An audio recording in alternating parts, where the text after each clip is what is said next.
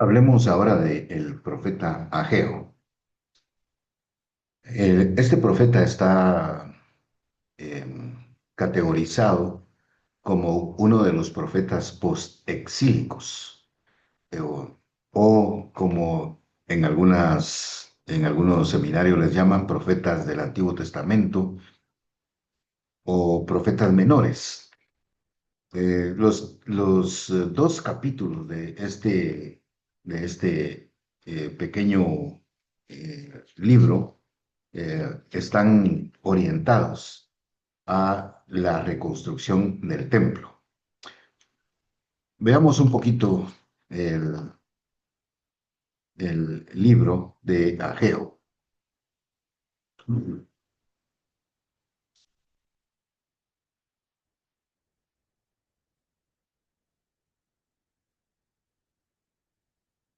Ageo, su nombre quiere decir festivo. Y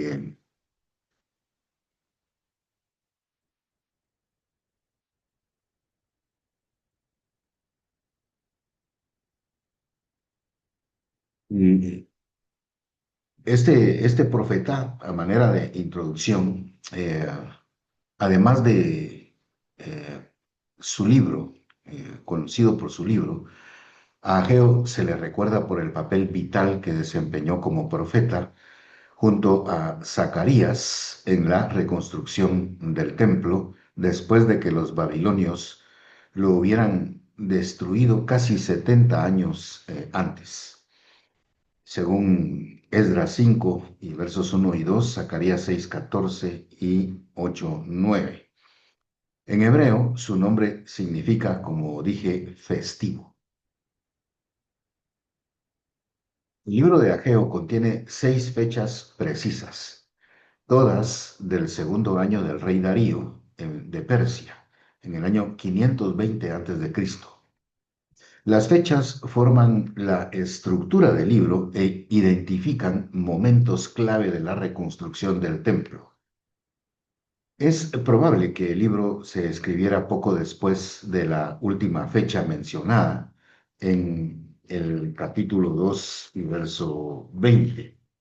En este versículo se nos dice, en el día 24 del mismo mes vino por segunda vez palabra del Señor a Ageo, pero como dije, es probable que eh, eh, se haya escrito después de esta fecha, puesto que no registra la finalización del templo ocurrida en el año 516 o 515 más o menos antes de Cristo. Además, Zacarías 8, que data de 2 años después de la última profecía de Ageo, se hace eco de Ageo en numerosas ocasiones, según Carson. Por otro lado, Ageo comprende que el templo ocupa un lugar central para los propósitos de restauración de Dios y proclama un mensaje de reprensión, desafío y consuelo de parte de Dios para que se estremezcan los cielos y la tierra, según 2:6. Porque así dice el Señor Todopoderoso, dentro de muy poco haré que se estremezcan los cielos, la tierra, el mar y la tierra firme. Y esto para establecer su reino y que se pase del desencanto a la esperanza.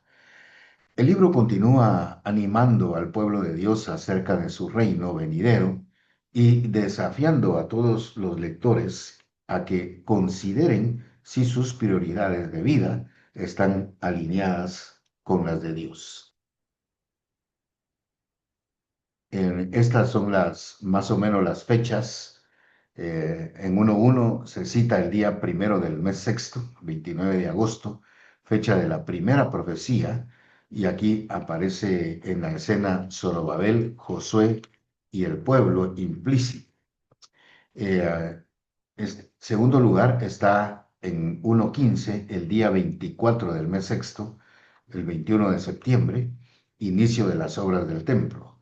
En 2.1, el día 21 del mes séptimo, fecha de la segunda profecía, Zorobabel, Josué, el remanente del pueblo, según 2:2. En 2:10, el día 24 del mes noveno, 18 de diciembre, fecha de la tercera profecía, los sacerdotes presuntamente incluye a Josué. Y 2:18, el día 24 del mes noveno, y 2:20, el día 24 del mes noveno. Estas últimas fechas son del 18 de diciembre.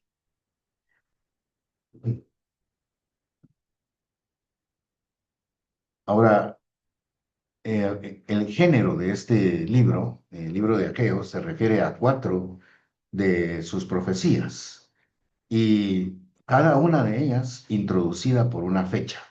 Además, se narra la respuesta a la primera profecía en uno del 12 al 15, y las profecías primera y tercera se enfocan en el presente y exhortan al pueblo a trabajar en la construcción del templo. Las profecías segunda y cuarta se enfocan más en el futuro y consuelan al pueblo con la promesa de que Dios hará que se estremezcan los cielos y la tierra y establecerá su reino. Una característica de Ageo es el uso de las preguntas para plantear asuntos clave. También eh, tenemos eh, em, en Ageo estas divisiones que son importantes y van de acuerdo a cada una de las profecías. Examinemos el libro, algunas notas expositivas que podemos extraer del libro de Ageo.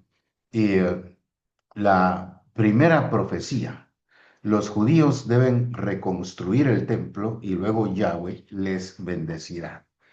En el capítulo 1 y versículo eh, 1 dice, a manera de introducción: el día primero del mes sexto del segundo año del rey Darío, vino palabra del Señor por medio del profeta Ageo a Zorobabel, hijo de Salatiel, gobernador de Judá, y al sumo sacerdote Josué, hijo de Josadac.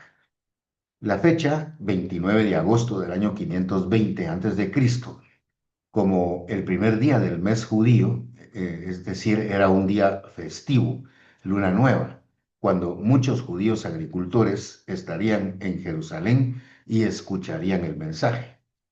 El mensaje se dirige explícitamente a los dos líderes de la comunidad judía, pero desde el verso 4 en adelante implícitamente se dirige al pueblo, y también en el verso 12 acerca de Zorobabel.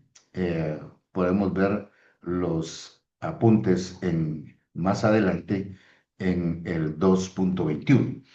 Ahora bien, dice en el verso 4: ¿acaso es el momento apropiado para que ustedes residan en casas lujosas mientras que esta casa está en ruinas? Así dice el Señor: reflexionen sobre su proceder. Eso es una palabra que va a repetir también varias veces el profeta. Reflexionen, piensen. Ustedes siembran mucho, pero cosechan poco. Comen, pero no quedan satisfechos. Beben, pero no llegan a saciarse. Se visten, pero no logran abrigarse. Y al jornalero se le va su salario como por saco roto. Así dice el Señor Todopoderoso: reflexionen. Y aquí tenemos otra vez la palabra. Y creo que es importante que nosotros entendamos el llamado que está haciendo el profeta a la reflexión. Eh, Reflexionen sobre su proceder.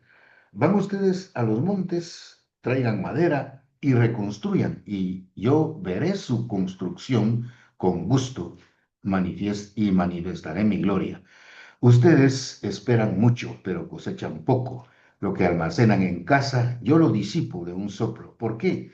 Porque mi casa está en ruinas, mientras que ustedes solo se ocupan en la suya, afirma el Señor Todopoderoso. Ese mensaje va dirigido a los líderes y también a la comunidad judía. Es la primera profecía que eh, que conocemos en Judá después del regreso del cautiverio.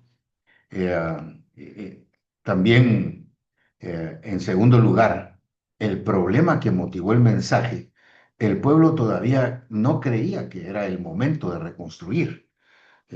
Según el verso 2 dice, este pueblo alega que todavía no es el momento apropiado para ir a construir la casa de Jehová. Por eso Ageo introduce su profecía con una fórmula de mensajero. Así ha hablado Yahweh. Esta fórmula común en los libros proféticos y especialmente en los profetas postexílicos indica que los profetas se consideraban a sí mismos como mensajeros. Como tales, se limitaban a repetir lo que Yahweh había dicho. En la Reina Valera del 60, correctamente traduce en tiempo pasado aquí, ha hablado. Así como debieran hacerlo los mensajeros de Jacob en Génesis 32 y versos 2 al 3, donde en lugar de así dice tu siervo Jacob, debe traducirse en tiempo pasado, así ha dicho. Y los mensajeros de Jefté, según Jueces capítulo 11 y verso 15. Siempre ubicados en la primera profecía, eh, el título de Yahweh de los ejércitos se usa 91 veces en los profetas posexílicos, Ageo, Zacarías y Malaquías. Se recalca aquí la autoridad de Yahweh sobre todo ejército, sea ejército de lumbreras celestiales, sea ejército humano, sea ejército de ángeles. Dicho de otra manera, el título reconoce la soberanía de Yahweh sobre todos y sobre todo. 3. Habían pasado unos 18 años desde que Ciro decretó el permiso para que los judíos reconstruyeran su templo. Eh, ya era un tiempo bastante largo y no se había hecho nada, según Esdras 1 y versos del 1 al 4.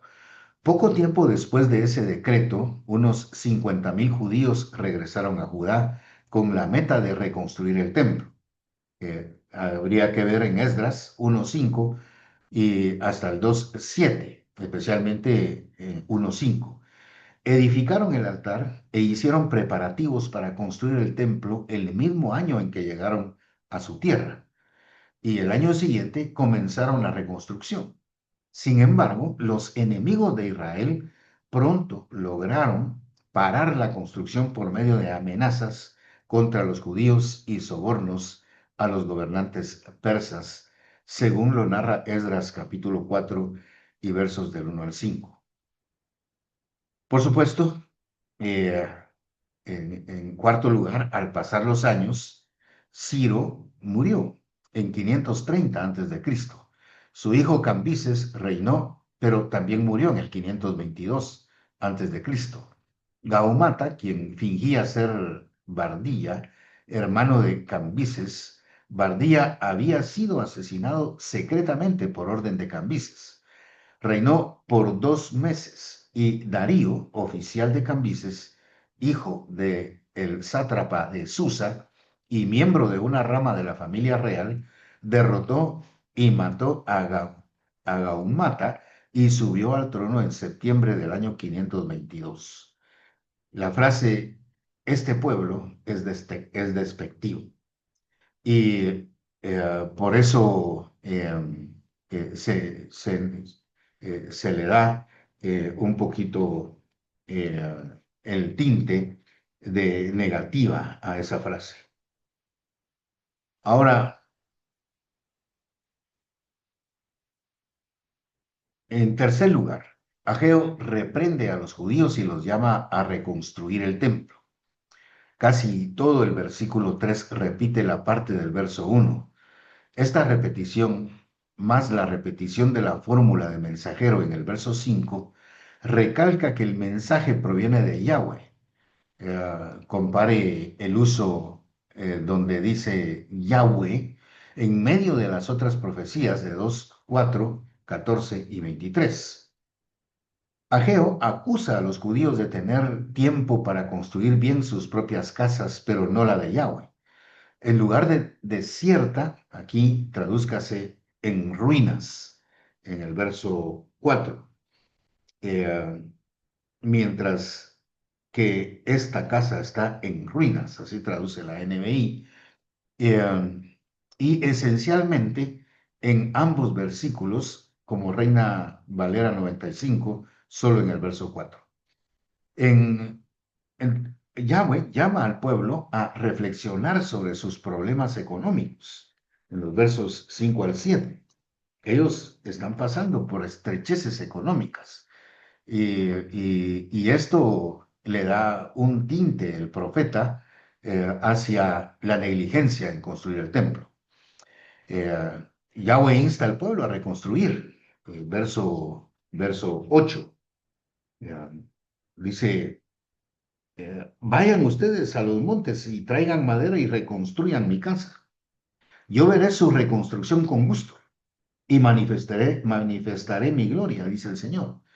Tenían que traer madera del monte porque la madera del templo había sido quemada por los babilonios.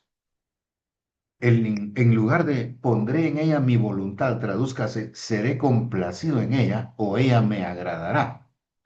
Así traduce la NBI también. Eh, eh,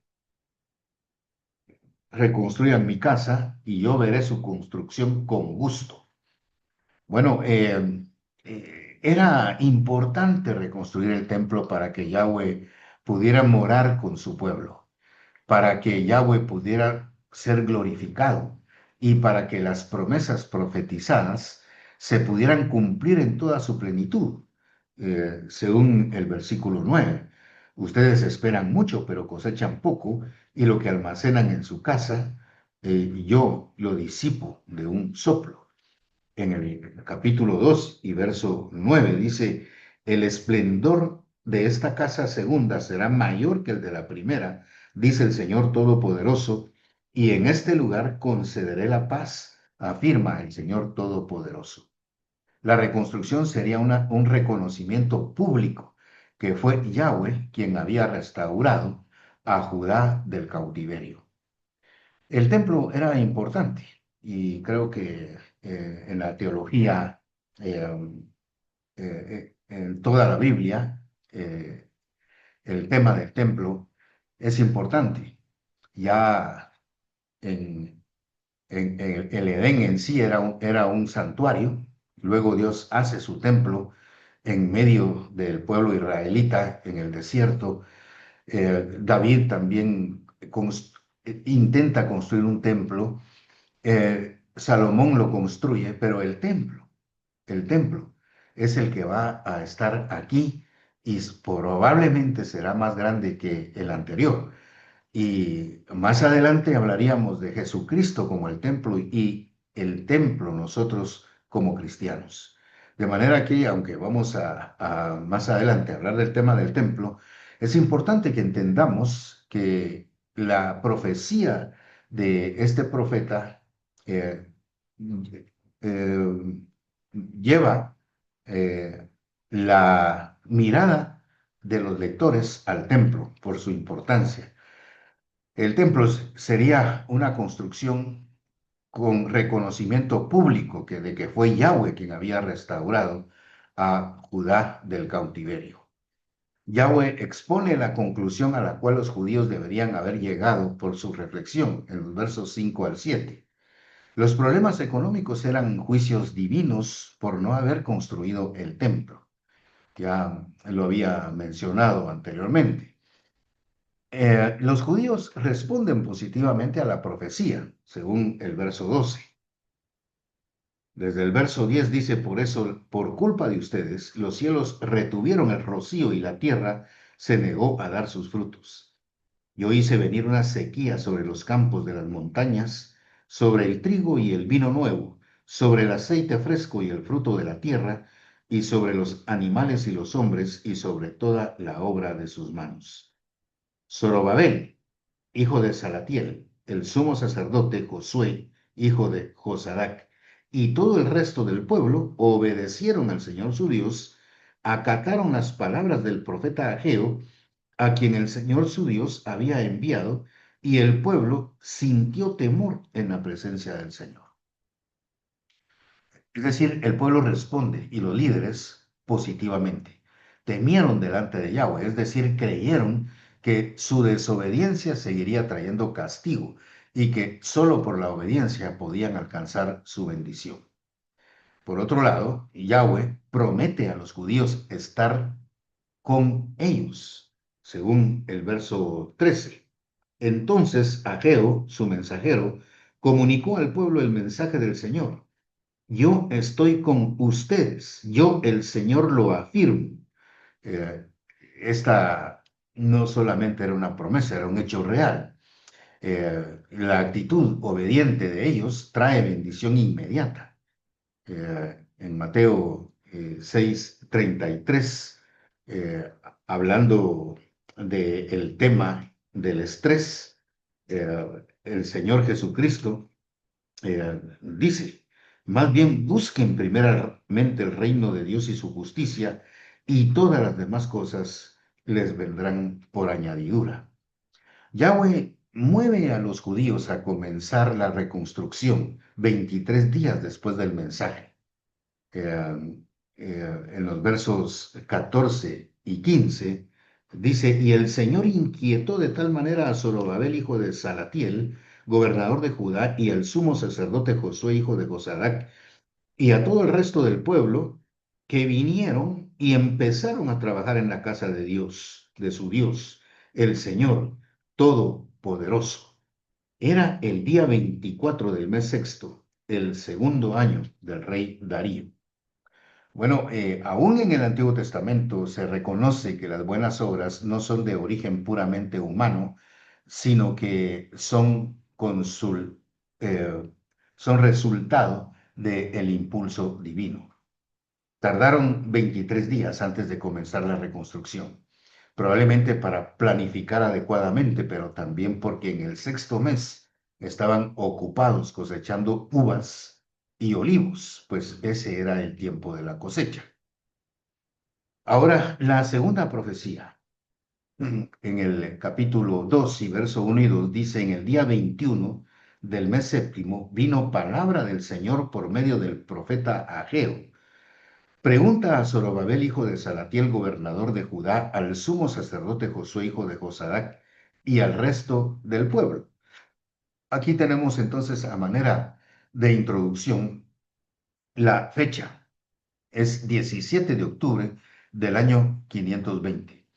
El día 21 del séptimo mes judío era el penúltimo día de la fiesta de los tabernáculos. De nuevo que mucha gente estaría en Jerusalén y escucharía la profecía. La profecía se dirige a los dos líderes del pueblo, a Zorobabel y al sumo sacerdote Josué.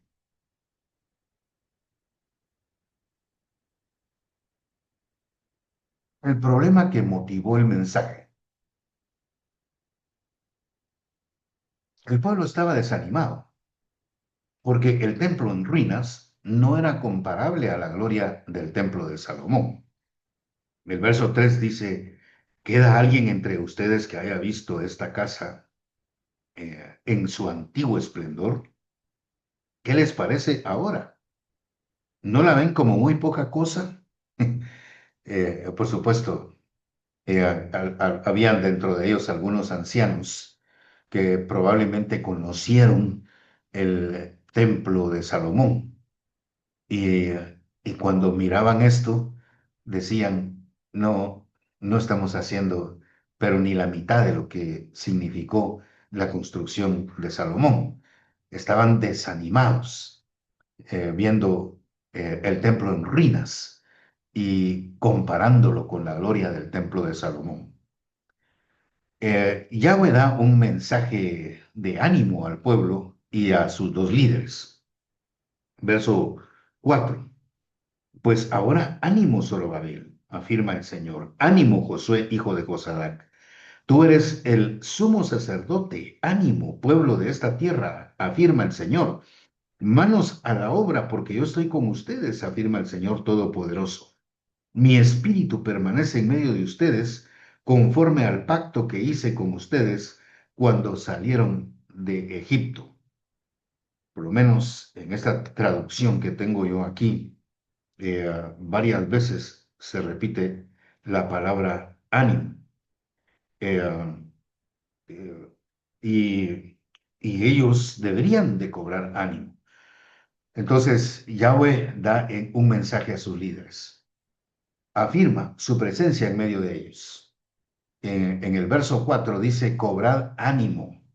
Es el mismo verbo traducido ya dos veces, esfuérzate. El verbo evoca el reto de la conquista de Canaán en los días de Josué. El vocablo traducido estará del verso 5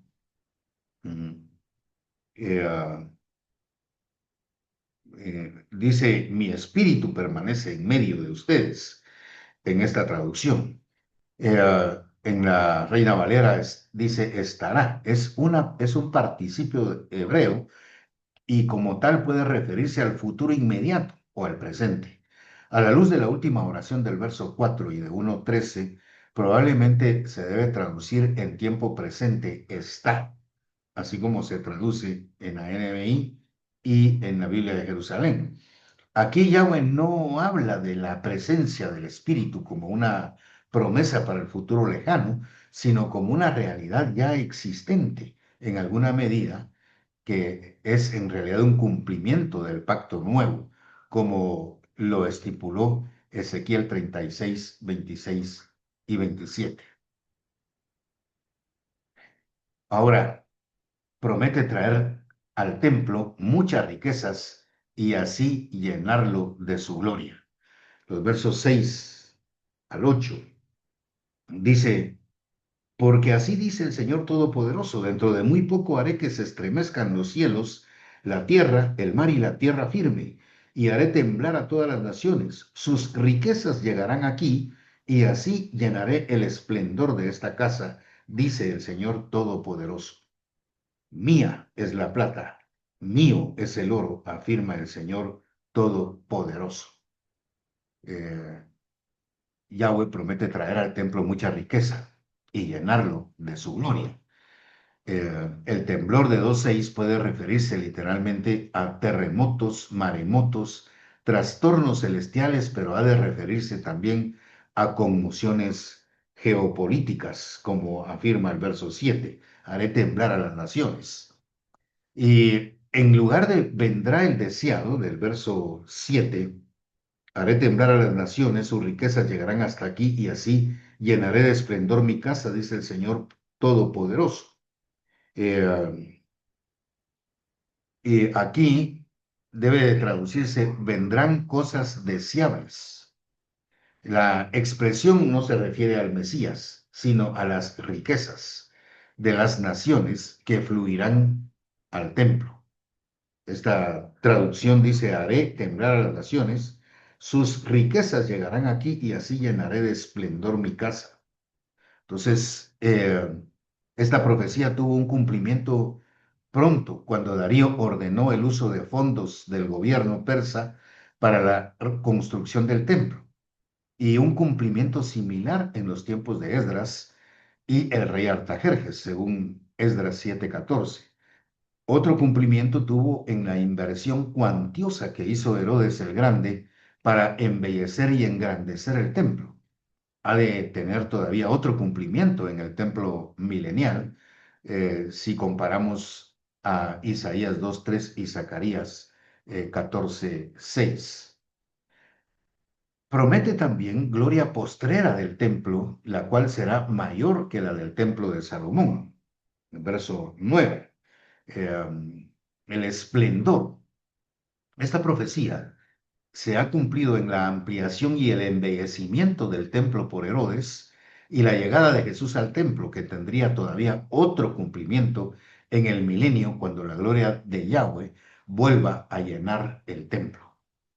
El verso 9 dice, el esplendor de esta segunda casa será mayor que el de la primera, dice el Señor Todopoderoso, y en este lugar concederé paz, afirma el Señor Todopoderoso. La gloria del templo incluirá shalom, paz. Tradicionalmente este vocablo así se ha traducido, paz, pero incluye mucho más. Realmente la shalom en el idioma hebreo incluye estar en paz con Dios, con uno mismo, con los demás, con el prójimo y con la naturaleza en sintonía con la creación. Sería mejor traducirlo bienestar, incluyendo todas las bendiciones de la época mesiánica. La tercera profecía, eh, estamos ahora en la obediencia del pueblo, evitará que sus ofrendas sean contaminadas y sus cosechas limitadas. En el verso 10 dice, el día 24 del mes noveno del segundo año de Darío, vino la palabra del Señor al profeta Ageo, 18 de diciembre del 520. Han transcurrido 3 meses desde que se comenzó el trabajo de reconstrucción, según 1.15. La ilustración de la transmisión de la inmundicia, versos 11 en adelante. Así dice el Señor Todopoderoso. Consulta a los sacerdotes sobre las cosas sagradas y entonces Ageo planteó lo siguiente. Supongamos que alguien lleva carne consagrada en la falda de su vestido y sucede que la falda toca pan, guiso o vino o aceite, ¿cualquier otro alimento quedará también consagrado? No, contestaron los sacerdotes. Supongamos ahora, prosiguió Ageo, que una persona inmunda por el contacto de un cadáver toca a cualquier cosa de estas, ¿también quedará inmundas? Sí, contestaron los sacerdotes. Entonces Ageo respondió, así es para mí esta nación, afirma el Señor. Así es cualquier obra de sus manos, y aún lo que allí ofrecen es inmundo. Bueno, aquí tenemos eh, y la transmisión de la inmundicia. Da una ilustración en los versos 11 al 13 del profeta. Y se aplica esta ilustración. Bueno, veamos aquí una ampliación, una explicación de esto. El verso 11 dice literalmente, pregunta a los sacerdotes una Torá. Aquí Torá probablemente no signifique ley de Moisés, sino un dictamen, una ley, una palabra oficial sobre cuestiones cultuales. Esta fue una acepción del vocablo desde tiempos antiguos. La palabra Torah básicamente significa enseñanza, instrucción. Los sacerdotes dictaminan que la santidad no se transmite de la carne santificada a comidas no santificadas. Para llevar carne o cualquier otra cosa en la falda, se doblaban la falda metiendo su borde en el cinturón y así formando una bolsa. Los sacerdotes dictaminan que la inmundicia se transmite de uno que ha tocado cadáver a las cosas puras.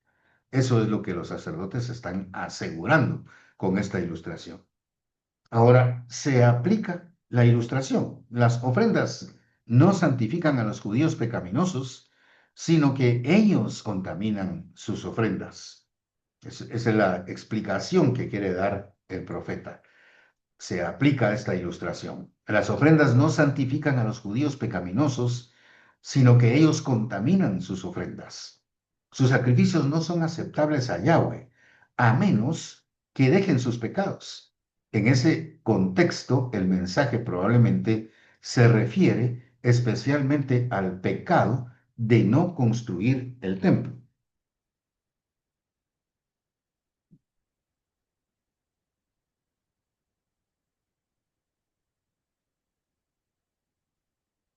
Yahweh llama a los judíos a reflexionar sobre sus cosechas. Así, en el verso 15 dice, ahora bien, desde hoy en adelante, reflexión. Y otra vez el llamado a la reflexión. Antes de que ustedes pusieran piedra sobre piedra en la casa del Señor, ¿cómo les iba? Cuando alguien se acercaba a un montón de grano esperando encontrar 20 medidas, solo hallaba 10. Y si se iba a halagar, esperando sacar 50 medidas de la artesa del mosto, solo sacaba 20. Aquí está llamando Yahweh a través del profeta a reflexionar sobre sus cosechas. Hasta el día de la profecía, sus cosechas han sido malas debido al castigo divino. Herí sus campos con quemazón y con plaga y con granizo, toda obra de sus manos, porque ustedes se volvieron a mí, afirma el Señor.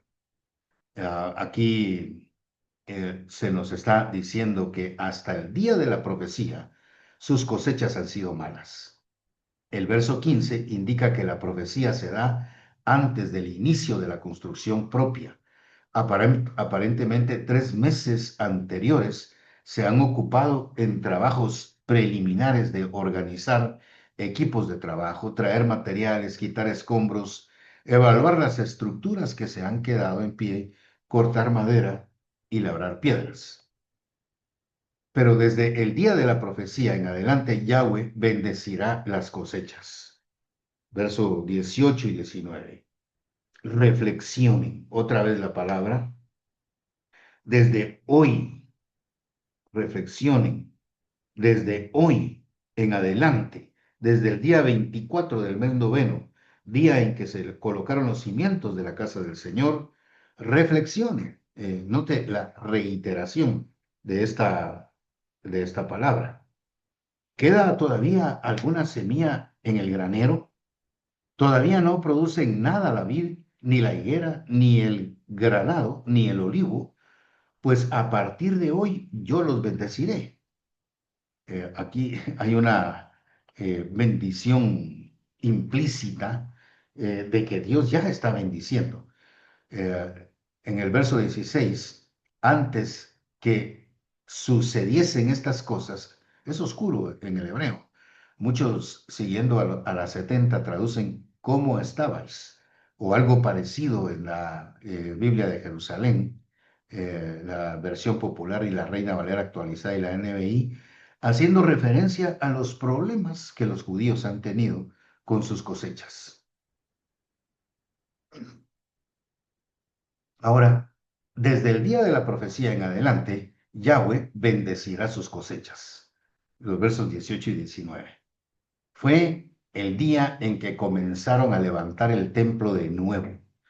La frase traducida se echó el fundamento del templo en el verso 18, más literalmente significa fue fundado el templo. Pero el mismo verbo se usa en Esdras 3, 10, 12, con referencia al trabajo realizado eh, en unos 16 a 18 años antes. Probablemente los fundamentos todavía estaban desde el 586 y fundar aquí solo significa realizar las primeras etapas de la construcción, según segundo de Crónicas 24-27. El mismo verbo se usa del trabajo de Joás en el templo. Allí claramente no se refiere a la colocación del fundamento, sino a la reparación del templo ya en pie. Y ahora tenemos una cuarta profecía, el cuarto oráculo, promesas a Zorobabel. Los versos 20 y 21, en esta profecía también vino el 18 de diciembre del año 520. El día 24 del mismo mes vino por segunda vez palabra del Señor a Ageo. Di a Zorobabel, gobernante de Judá, yo estoy por estremecer los cielos y la tierra. Zorobabel es el gobernador sobre la provincia persa de Judá. Es el delegado. Zorobabel es hijo de Salatiel y el primogénito del rey Joaquín, donde Jeconías es Joaquín, y en lugar de y los hijos de Jeconías, Asir, Salatiel, se debe traducir y los hijos de Jeconías, el cautivo, fueron Salatiel. Según Primero de Crónicas 3:19, Zorobabel fue hijo de Pedaías, el tercer hijo de Joaquín. Como Primera de Crónicas no menciona a los hijos de Salatiel, posiblemente no tuvo ninguno. En ese caso, es posible que haya adoptado a Zorobabel para que fuera heredero al trono, o tal vez Pedaías se haya casado con la esposa de Salatiel después de la muerte de éste en un matrimonio de levirato. La manera que Zorobabel nació como hijo de los dos hombres, de todas formas, Zorobabel era el heredero legítimo al trono davídico. Yahweh promete sacudir la escena geopolítica.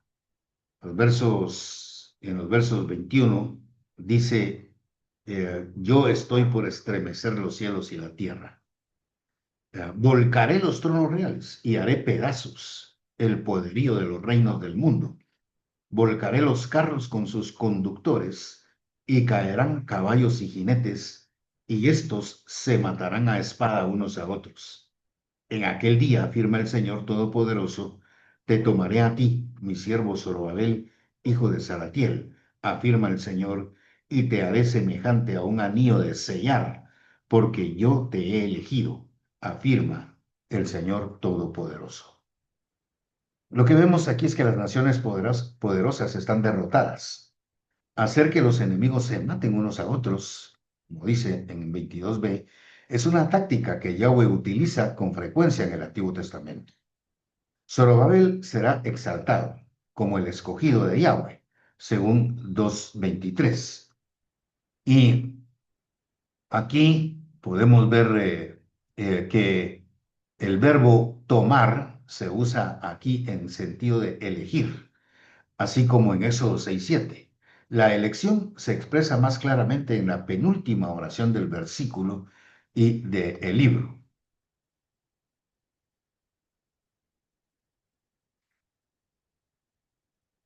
Siervo mío es un título aplicado a David y al Mesías. Habrá que examinar los cánticos del siervo en Isaías 42 y 49.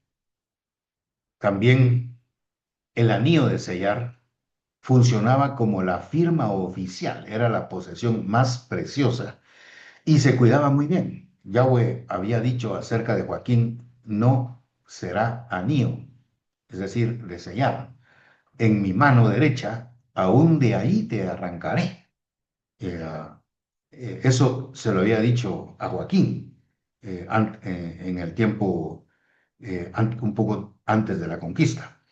Ahora, el nieto de Joaquín le promete todo lo contrario, indicando que el linaje davídico volvería a ser elegido por Yahweh como representante de la autoridad divina y que la maldición de Jeremías 22:24 sería revocada.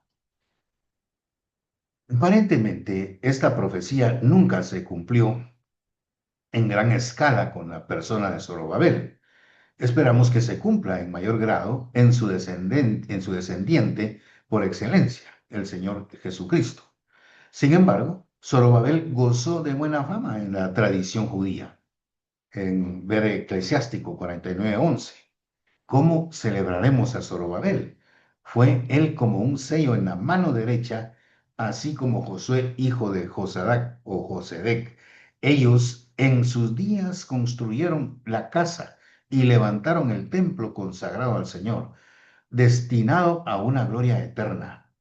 El himno de Hanukkah: así había yo perecido cuando se acercaba el fin de Babilonia mediante Zorobabel, fui salvado después de 70 años. Citado de Walvin, página 55, y Tanhuma, Toledo. ¿Y de quién, es decir, de qué descendencia nacerá el Mesías? De Zorobabel, citando a Joaquín Jeremías, Jerusalén en los tiempos de Jesús. Muy bien. Bueno, esto ha sido la presentación del profeta Ageo y les agradezco su atención. Nos encontraremos entonces posteriormente en el estudio de otro de los profetas. Un saludo para todos, que estén bien. Nos vemos la próxima.